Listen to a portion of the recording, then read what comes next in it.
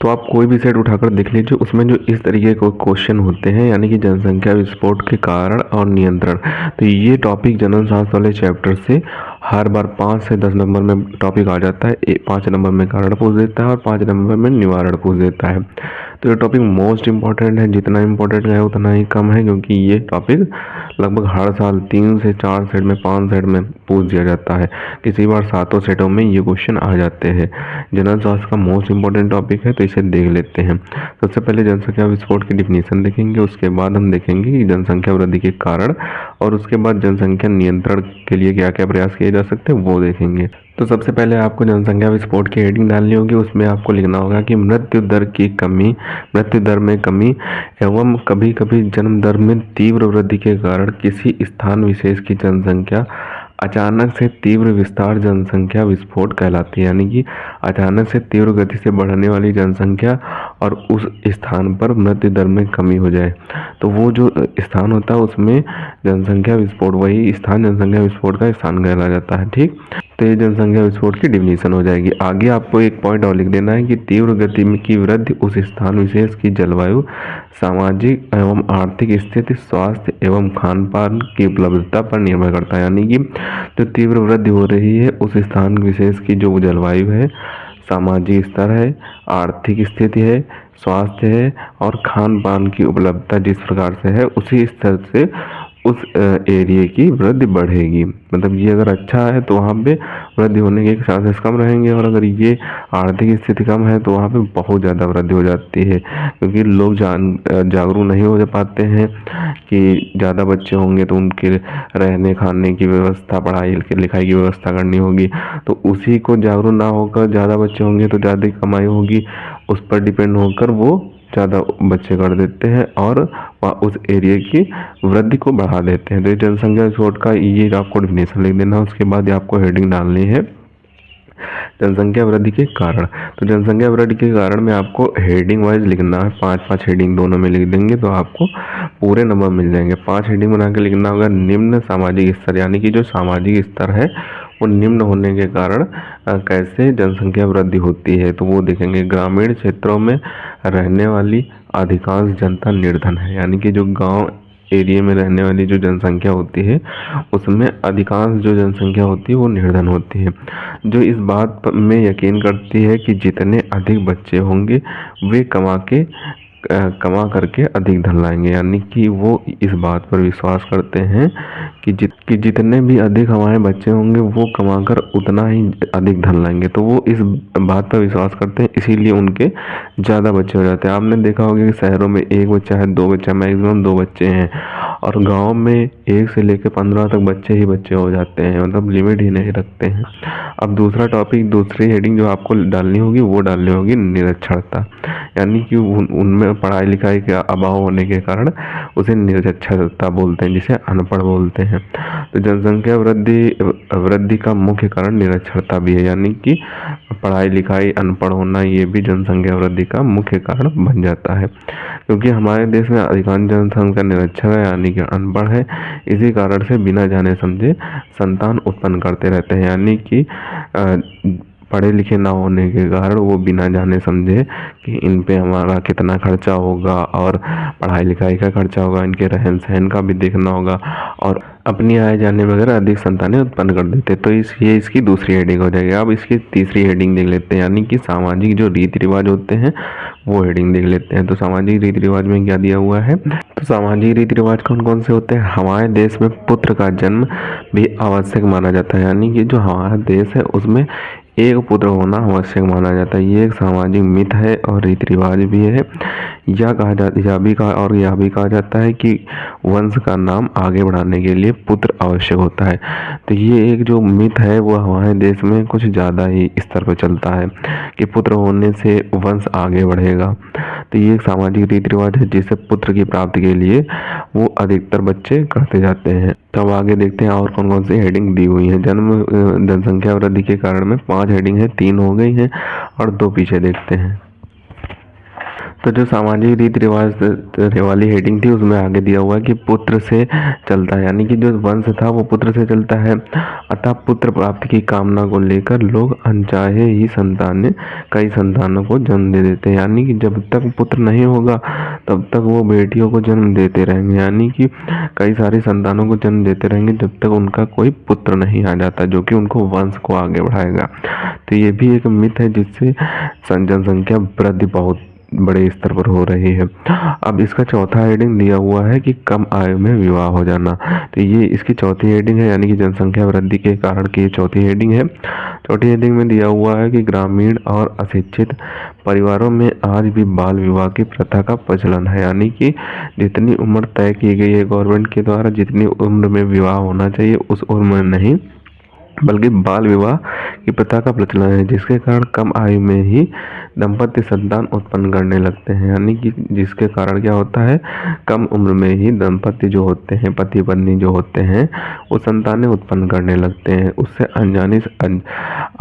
उससे कई सारी संतानें हो जाती हैं, जिससे बाल विवाह भी कम उम्र का विवाह भी एक कारण बन जाता है कि जनसंख्या वृद्धि का एक कारण बन जाता है। पांचवी हेडिंग और यहाँ पे दी हुई है कि मृत्यु दर में निरंतर कमी आना, यानी कि जो मृत्यु दर है उसमें निरंतर कमी आने के कारण ये जनसंख्या वृद्धि का कारण हो गया है। तो इस हेडिंग में दी हुई है कि आधुनिक चिकित्सा प्रणाली के फलस्वरूप अकाल महामारी कुपोषण से होने वाली अकाल मृत्यु दर में कमी आई है। इसके विपरीत जन्म दर में कमी नहीं आ पाई है, यानी कि जो आधुनिक चिकित्सा है उसके अनुसार जो अकाल महामारी पड़ती थी और कुपोषण होते थे से होने वाले कुपोषण से होने वाली अकाल मृत्यु होती थी, उनमें कमी नहीं आ पाई है।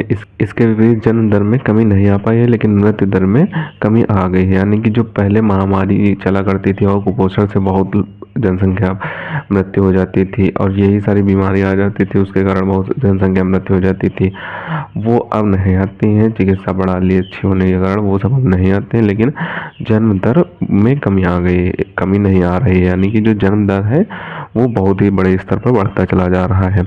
तो ये आपकी 5 हेडिंग हो गई हैं जनसंख्या वृद्धि के कारण की, यानी कि जो इससे ऊपर 5 हेडिंग थी, 2 हेडिंग इधर और 3 हेडिंग उधर, तो ये 5 हेडिंग हो गई हैं जनसंख्या वृद्धि के कारण की। अब हम देखेंगे जनसंख्या विस्फोट के नियंत्रण यानी कि निवारण, इसे नियंत्रण बोले या फिर निवारण बोले। तो जनसंख्या विस्फोट के नियंत्रण को देख लेते हैं। इसमें भी आपको छोटी छोटी 5 हेडिंग लिख देनी है, जिससे आपका पूरा क्वेश्चन आंसर बन जाएगा। और आपको 5 नंबर में ये भी पूछा जा सकता है और 5 नंबर में वो कारण भी पूछे जा सकते हैं। तो इसमें आपको पहली हेडिंग लिखना होगा कि परिवार नियोजन, यानी कि सन 1951 में प्रारंभ किया गया परिवार नियोजन कार्यक्रम जनसंख्या वृद्धि के नियंत्रण हेतु सरलतम एवं सर्वोत्तम उपाय है, यानी कि जो परिवार नियोजन कार्यक्रम था इसका उद्देश्य यह था कि एक परिवार में 2 दंपति की अधिकतम 2 बच्चों को जन्म दे या फिर न्यूनतम 1 बच्चे को जन्म दे सकते हैं और अधिकतम 2 ही बच्चे को जन्म दे, कि जिससे जनसंख्या में वृद्धि नहीं होगी, अधिकतम वृद्धि नहीं होगी और जनसंख्या नियमित बनी रहेगी। और दूसरी हेडिंग यहाँ पे दी हुई है कि कानूनी व्यवस्था। तो कानूनी व्यवस्था में आपको लिखना होगा कि संविधान के 42वें संशोधन में संसद और विधानसभाओं को जनसंख्या नियंत्रण के लिए कानून बनाने के अधिकार प्रदत्त किए गए, यानी कि जो संविधान था उसके 42वां जो संशोधन था उसमें जो संसद में सांसद रहते थे और विधानसभा में विधायक रहते थे, उनको ये अधिकार दिया गया कि आप जनसंख्या को नियंत्रण करने के लिए कानून बनाएं। ये अधिकार प्राप्त किए गए। अब इसकी जनसंख्या नियंत्रण की जो तीसरी हेडिंग है उसे देख लेते हैं। तो तीसरी हेडिंग में यहाँ पे दिया हुआ है शिक्षा व्यवस्था। तीसरी हेडिंग आपको शिक्षा व्यवस्था डाल देनी है। उसमें आपको लिखना है कि जनसंख्या वृद्धि पर नियंत्रण और परिवार को सीमित करने के संबंध में जनता को शिक्षित करने के कार्यक्रम में वृद्धि की जानी चाहिए, यानी कि जो जनसंख्या वृद्धि पर नियंत्रण अगर आपको लगाना है तो परिवार को सीमित करने के संबंध में जनता को शिक्षित करना होगा, यानी कि परिवार नियोजन के कार्यक्रम चलाने होंगे और उन कार्यक्रमों को अधिक से अधिक वृद्धि करनी होगी, उन कार्यक्रमों को अधिक से अधिक वृद्धि करनी होगी जो कि जिससे जनता जागरूक हो सके और जनसंख्या पर नियंत्रण कर सके, यानी कि कम संतानें उत्पन्न करके अपने जो पृथ्वी की जनसंख्या है वो नियंत्रित कर सके, जिसका कारण यह होगा कि अच्छे रोजगार मिल जाएंगे, अच्छी शिक्षा व्यवस्था मिल जाएगी, अच्छे सब कुछ अच्छे हिस्से से चलेगा।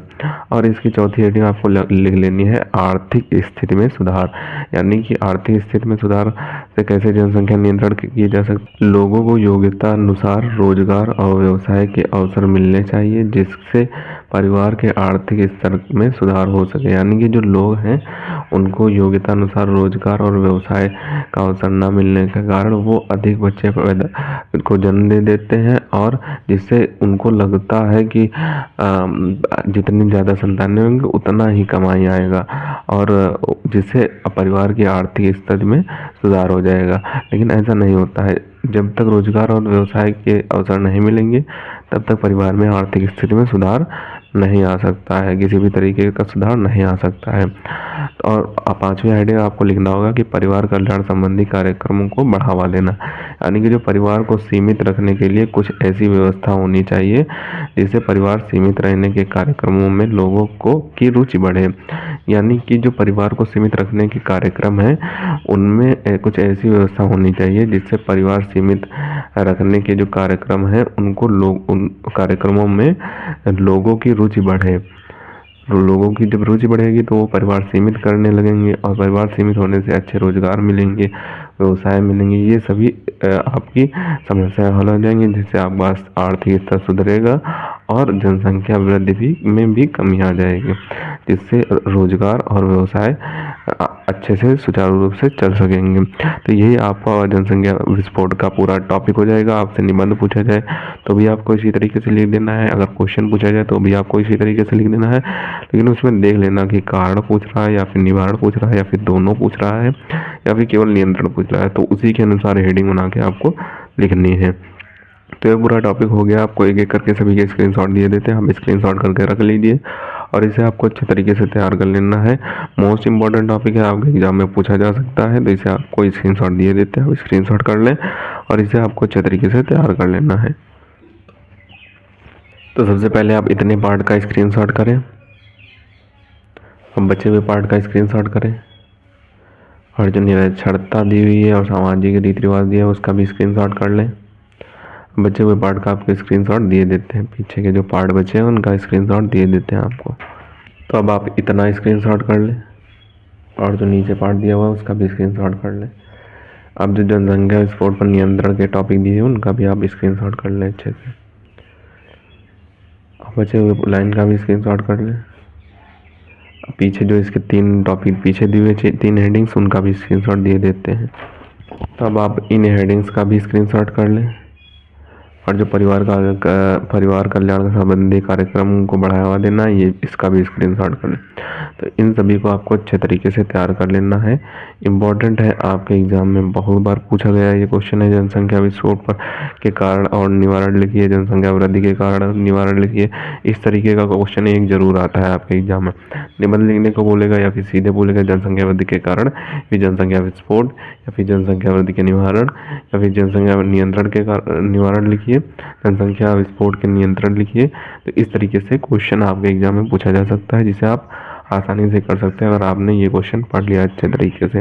5 नंबर में पूछा जाएगा, ये 5 नंबर का एक टॉपिक है, तो इसमें 2 टॉपिक होंगे जिससे आपके 10 नंबर तैयार हो गए। इन्हें आप अच्छे तरीके से तैयार कर ले।